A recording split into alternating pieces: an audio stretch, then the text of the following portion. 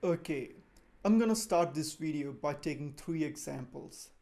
George Orwell's dystopian novel 1984, the movie Minority Report, and the reality television's Big Brother. These three examples represent our worst fears, and I'm going to use these three examples to turn the whole thing upside down and present an idea which will change the way you look at these three things from now. 1984 is a story about a government which is omnipresent, constantly surveilling its citizens. Everybody is under constant surveillance, which is what is happening today. All our phone calls, messages, emails, social media, chats, everything is constantly surveyed. Movie Minority Report talks about another aspect which is a part of this surveillance, that is algorithms and probability. Now, with such a big population and so much data that is generated every day, algorithms are necessary to shuffle through that data and then predict outcomes, possible outcomes. That's what movie Minority Report is about. And then the third example, Big Brother, is about a house where people who live are constantly surveyed. And that's what our society appears to be today. You cannot step out of your house into the city and type your password in your phone without being captured by some CCTV camera. It's a challenge to type in your password without being viewed through a CCTV if you are in a city. The biggest fears of academia centered around these three things is that the democratic voice can be scuffled when the power of surveillance falls into the wrong hands.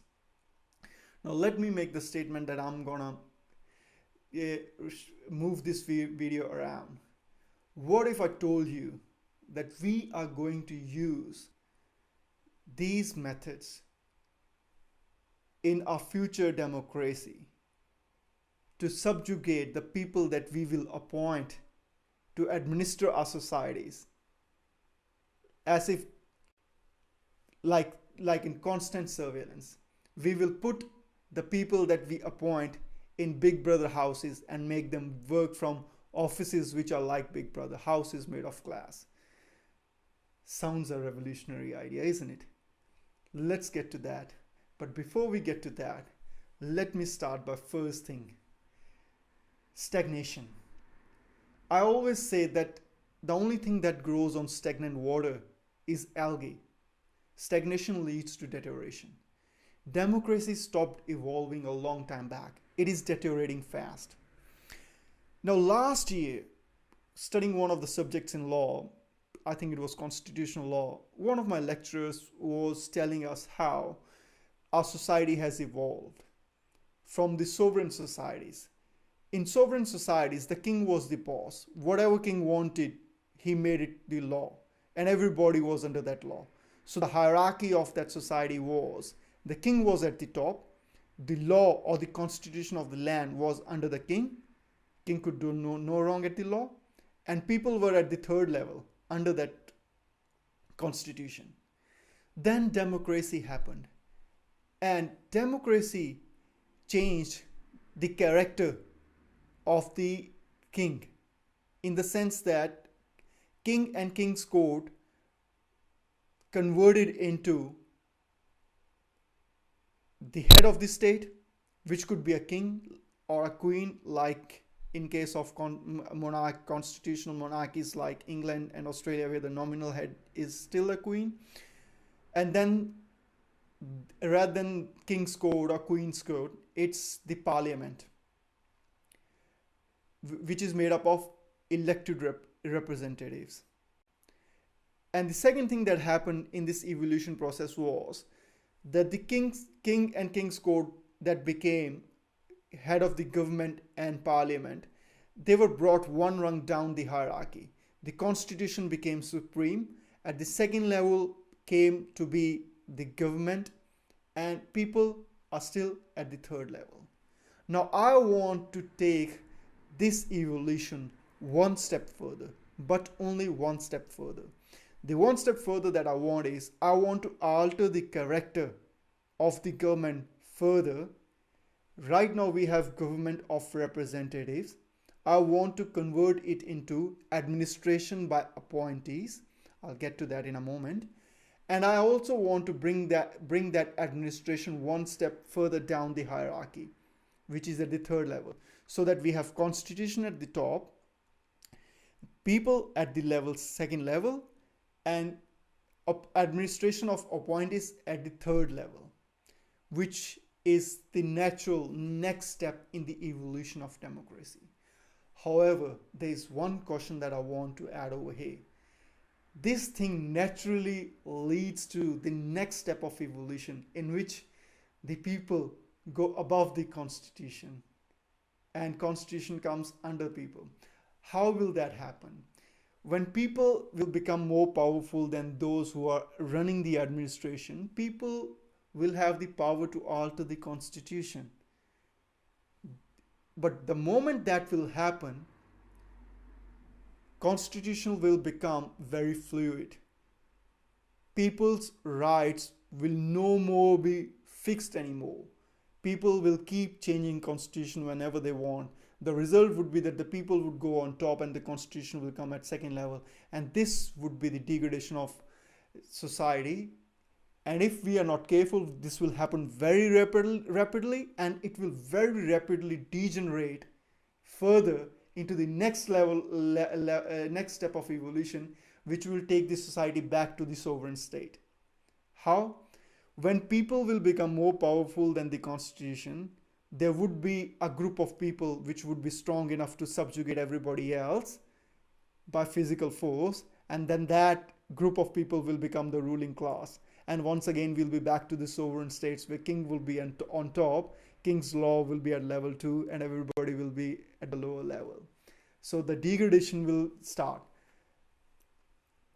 But we can stop the evolution of democracy at the step that I'm mentioning, that we need to take democracies to.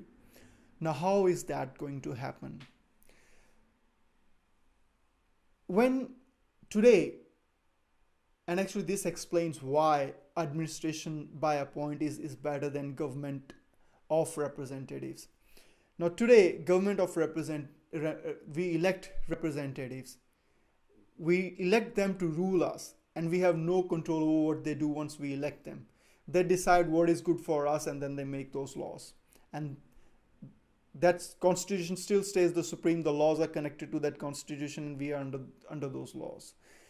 When people will become more powerful than them, and people will be actually appointing administrators to run administration, which would still be democracy, because people will be appointing that who is going to be the appointee. People are going to be making the appointments. But the only thing is that their powers will be limited. Limited in a way that they will still make the laws. I would still leave the law making process to the appointees, but in a modified way. Say there are 100 people in a society, and there is one problem. Now 100 people will have 100 solutions, and there is no way to work out which solution is the best, because everybody will claim their solution is the best. However, if those 100 people appoint 5 people as their appointees and ask them to come up with solution, and those 5 people come up with 5 different solutions, and then the rest of the 95 vote on which solution is best, not only the number of solutions has become limited, but the power of which solution will be adopted still resides with the 95. And the thing about administration by appointees is that if people don't like the solution provided by the appointees, they can reject all the solutions provided and tell them to come up with new solutions. So this way, there will not be too many cooks spoiling the broth. So there is no way that the constitution would be jeopardized by in a way that people would be making laws as they want to. but rather people would have the control as to what laws will come into play, rather than we electing people, electing representatives, and then they deciding whatever they want to. People would be deciding what is best, even though the solutions will be provided by those few.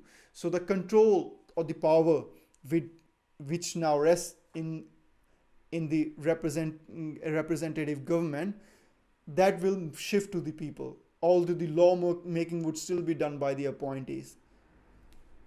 So so you can see how what I'm suggesting is gives power to the people and maintains that constitutional supremacy at the same time.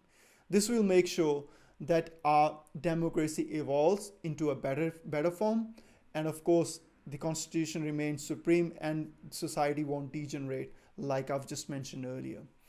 Now the thing about what is this administration by appointees, and why did I say that I'll put them in a big brother house? Now the thing is, one of the reasons given to us for surveillance is that it is for our protection, although it's debatable how much protection such surveillance gives us, because at the end of the day, if someone is going to commit a crime, they are not going to talk about it on social media if they belong to an organization, because organizations work clandestinely. The only time when such surveillance does anything helpful is when someone has actually committed a crime, and then you backtrack that person's steps and see who that person is connected to.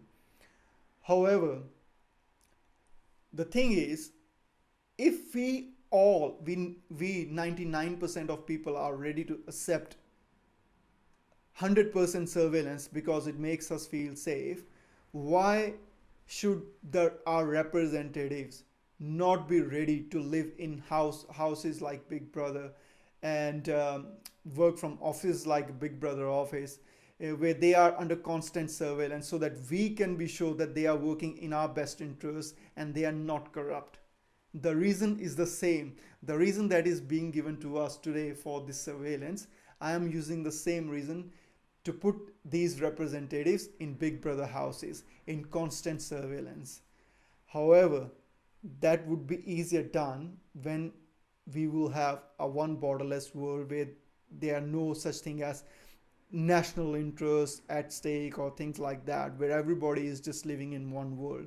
Now I'm coming to that one borderless world concept, and what I'm talking of, the democracy that I'm talking of today, is more oriented towards that time. However, there is a way it can still be used today in our democracies as they exist today. I'll come to that in a moment, but let me first get to one borderless world. Now there's a lot of discussion going around in academia about open borders. Now firstly, open borders and one borderless world are not exactly the same concepts, even though it's easy to say that open borders is a part of one borderless world. But the fact is that neither open borders are necessarily open, and nor one borderless world is necessarily borderless. Let me mention an academic, Walzer. He has given some really strong points against having open borders. One of the reasons he gives is petty fortresses. Today I'm going to use the same argument to present my one borderless concept. What Walzer says is that if we'll have open borders and anybody can come into our nations, then the cities will become closed neighborhoods where people would not welcome those coming in from outside, and they'll actually be more closely associated with each other. So the cities would actually become petty fortresses when the borders will be open. I want to take that concept and say that every culture in this world has got a beauty of its own. I want to preserve every culture. And secondly, people of every culture love their culture. And if we are going to talk of a world where there is a risk that those cultures will be lost, people will not be keen on being a part of such a world. I want to preserve those cultures. I want to make people feel secure in the concept of one borderless world. Another reason is we need to appreciate minorities' right to their land, which is very important.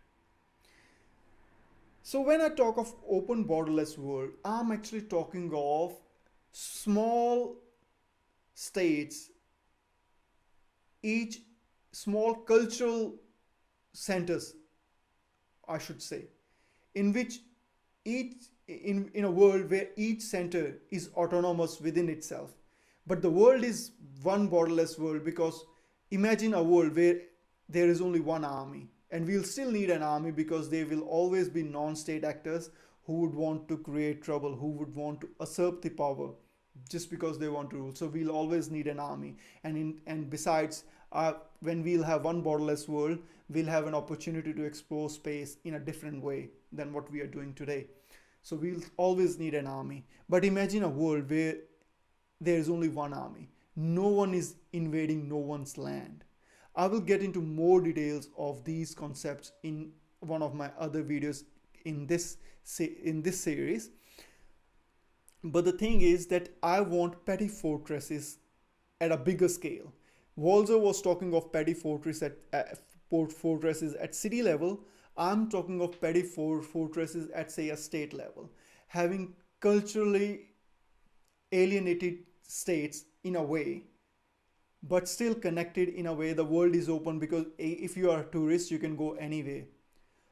However, there will also be another aspect to it, that each society will welcome 10% people from everywhere else, just to have that 10% multicultural element in there, which would as a part of their workforce. So the thing is, if you are a tourist, you can go anywhere without any restriction, stay as long as you can. But if you run out of money, if you can find work as a part of the 10% outsiders in a society, lucky you. If not, then you'll have to go back to wherever you came from. The world would be open, borderless, but it would still be closed in the sense that every culture would be preserved, and minorities will have their rights to their land. So everybody would be happy in that society. However, the thing is, how can we use the example of evolved democracy that I've given in this video in today's world? We can still have our representatives under constant surveillance, but give them some leeway. Let's say in matters concerning national defense. Now, I am not talking of putting army under constant surveillance. I'm not talking of putting police under constant surveillance. I'm only talking of putting the representatives that we elect under constant surveillance. However, if there is a matter of national safety, then every nation or most of the nations would have a defense core committee. And if they don't, they can always have a defense core committee. Now that defense core committee can be kept out of the purview of constant surveillance. If you are hosting an international dignitary, that aspect can be kept out of the purview of constant surveillance. But a lot of other things can be put under constant surveillance. So this is basically taking the first step towards one borderless world. Now, open borders is not the beginning of the process as most academics think it to be. Open borders is actually the culmination of the process. When the whole world is ready to have open borders, that's when we'll have open borders. We cannot start with open borders concept because a lot of work needs to be done all over the world before we can have open borders. So the thing is that this new democracy could be a first step towards having a one borderless world, because it will become it will bring more accountability, and people will be more sure that the representatives that they are electing are actually working for them.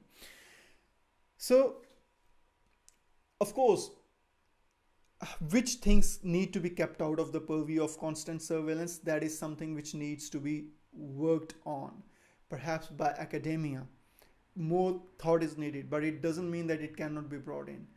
Now, I was forgetting one thing about appointees.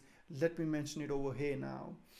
Now, the thing with appointees is, what I intend is, when we'll go into that stage where we'll be appointing appointees to do the administration, we would actually have a three 3 year compulsory training for everyone, for every citizen who is capable of being appointed and for the administration job. That would be mandatory, but that wouldn't mean that everybody would be doing that work. People would still be appointing whoever has already been trained to work as an appointee for 5 years.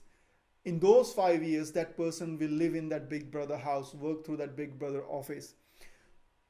However, in the meantime, he will only get the salary which an administrator should get, and not any big money, and he will not get any such thing as a retirement benefit or anything like that. If that person was doing a job before being appointed, his job will be kept secure until the time he finishes the administration, and then come back and resume the job. And if that person was running a business, then their business will be managed for the 5 years while they do this work. The thing with this thing is, this will make being an appointee a really incentivized thing. Like right now, everybody wants to be the leader because they want to be the powerful. There's this powerful thing which attracts people. Yes, I want to be the powerful politician. But imagine living in a big brother house for 5 years, where even your farts are not private, if I can say that. The only privacy you get is up till waist level privacy when you're in your toilet cubicle. That's the kind of house that I'm talking about, where I want to put the appointees in. Now imagine if someone has to live in that house for 5 years and they won't get any benefits for doing that job, but just the salary, while they'll have to go back to whatever they were doing before that. Who would want to be in that position? People will spend their lives praying that please, may I never be the appointee. That's the kind of appointment I'm talking of. And the thing is, if we appoint someone and that person won't do the job properly, we'll put that person in prison. So nobody has a choice. If someone is appointed, they have to do the job and do it properly. That's the kind of democracy that I'm talking of over here. But anyway, now coming back to where I was in the video. So we can definitely work this model for the current state. Who will work on this model for current state? Now let me talk of academics, and I'm gonna be a bit critical about them as well. In 1840s, there was an academic called Jeremy Bentham. He gave the idea of panopticon. Panopticon was basically a prison which had a guard tower in the center and prison cells arranged all around that tower in a circle. So the thing was that that one guard in that tower could look at any prisoner in one of the cells around that tower. And the thing was, this cells were designed in a way that there was always light coming from the outside, from behind the prisoner. So the prisoner was always visible in the cell, while the guard in the tower wasn't visible. This was the concept which automated power. So no one knew if the guard was in the tower or not, because they would enter through a secret passage. But they always thought that maybe the guard is there and maybe that guard might be watching me at this time.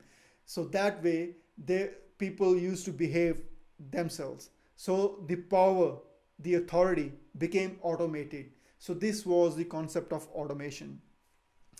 This concept, earlier from the sovereign societies where king was supreme, we came into democracy, and this concept, Michael Foucault, I don't know how to pronounce his name, I call him Foucault, some call him Foucault, but anyways, the thing is that Foucault in 1970s presented his ideas based upon Jeremy Bentham's panopticon, and he said that we are actually living in a disciplinary society.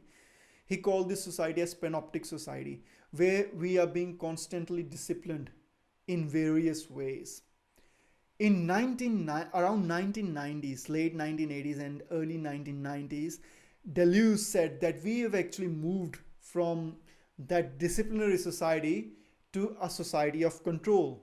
What he meant was that, say, every person's data was available with different organizations. Say in case of America, every American's data was there with the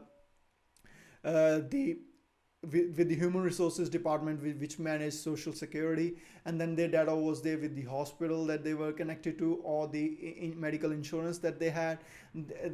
Bank had a different data about that person, and police or council would have different data about that person. So he said that for each of those organizations, that every person represented themselves as a different form of data.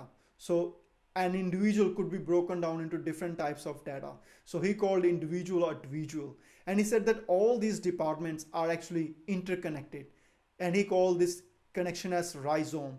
Rhizome is something which grows underneath the surface, and its stems and leaves sprout out from different points. You can pull out one stem, but another stem will grow out from another place, because rhizome keeps growing underneath the surface.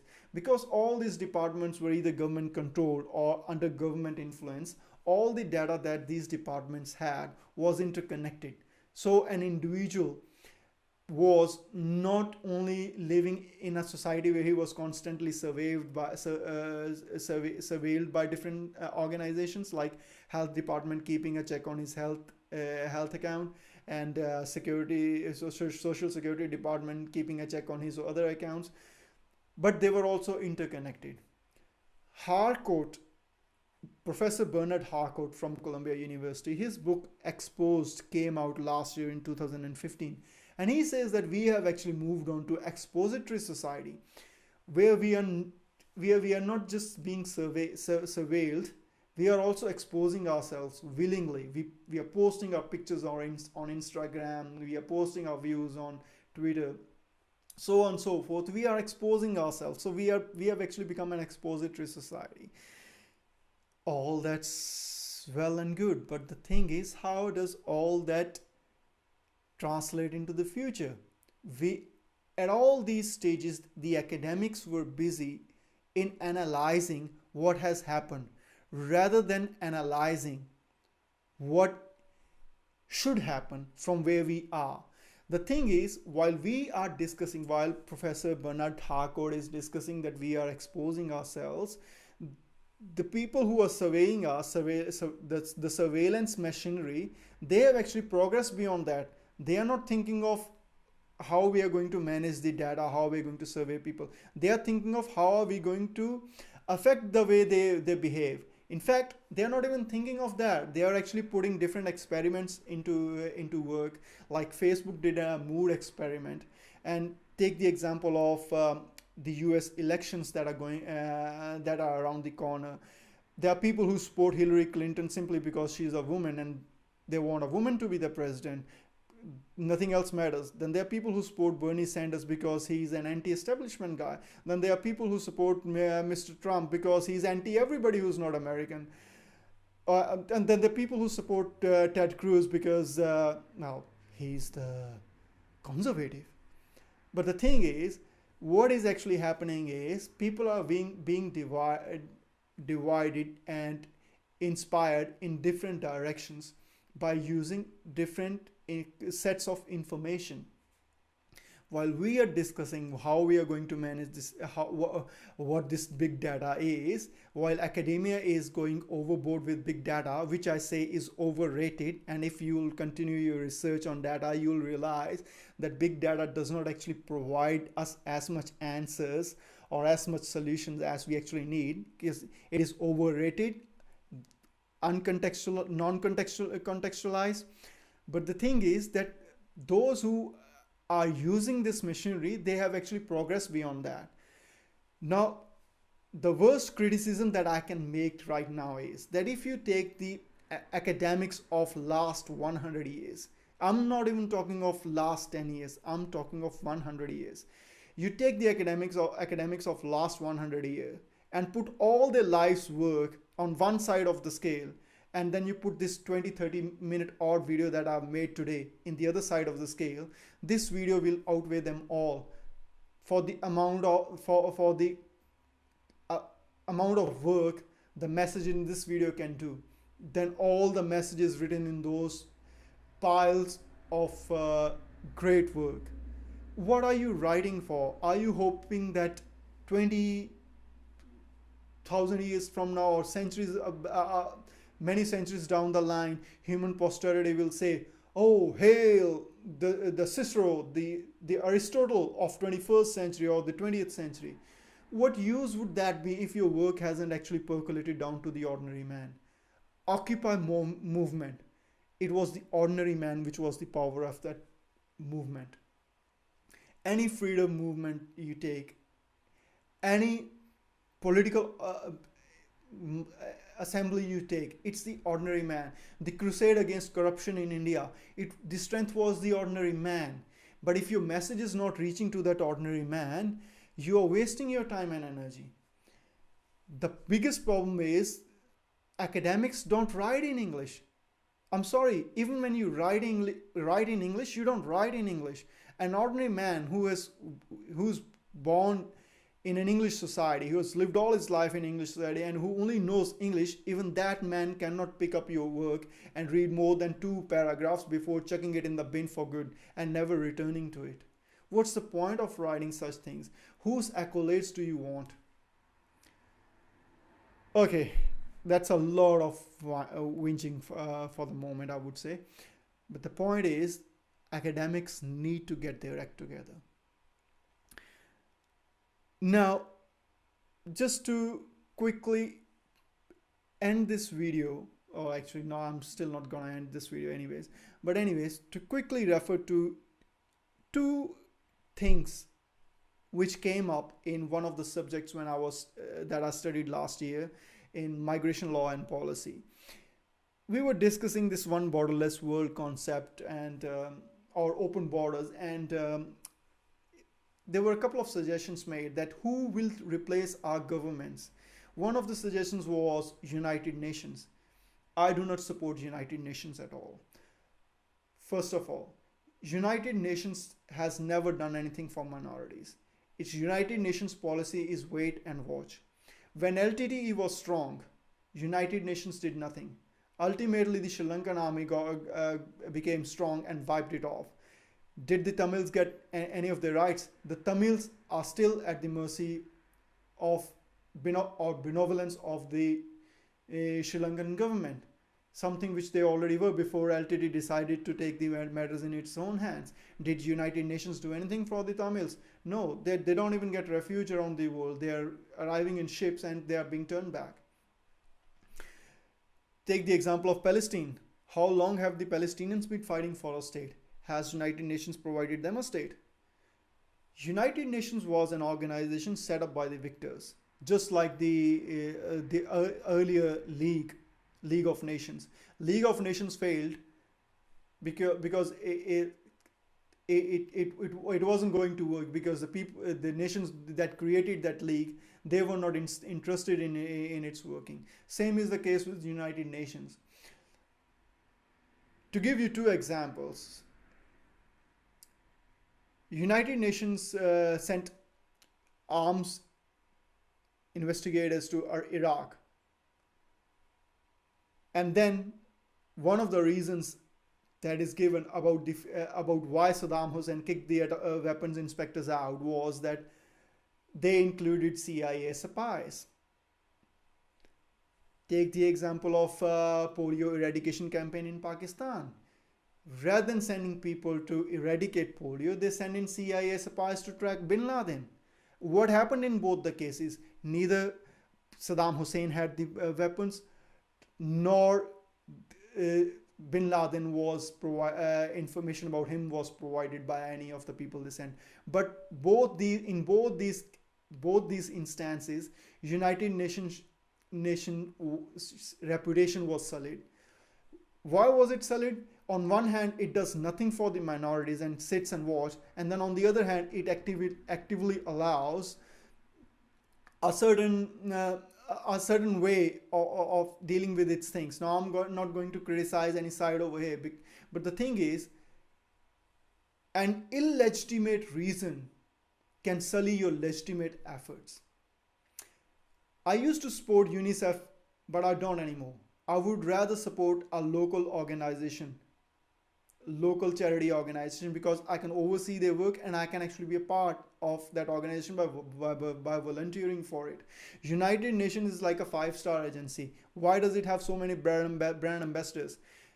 It uses those brand ambassadors to sell its products, that yes, we are doing so much work, when the fact is there are more organizations doing actual groundwork than what UNICEF might be doing. And then, but anyway, let's not go into what the work UNICEF is doing and what they are not doing. But the thing is that UNICEF is being used to shore up United Nations, and United Nations itself is not working the way it should have been working. If it hasn't worked for so many years, I'm not interested in knowing if it will work from now on.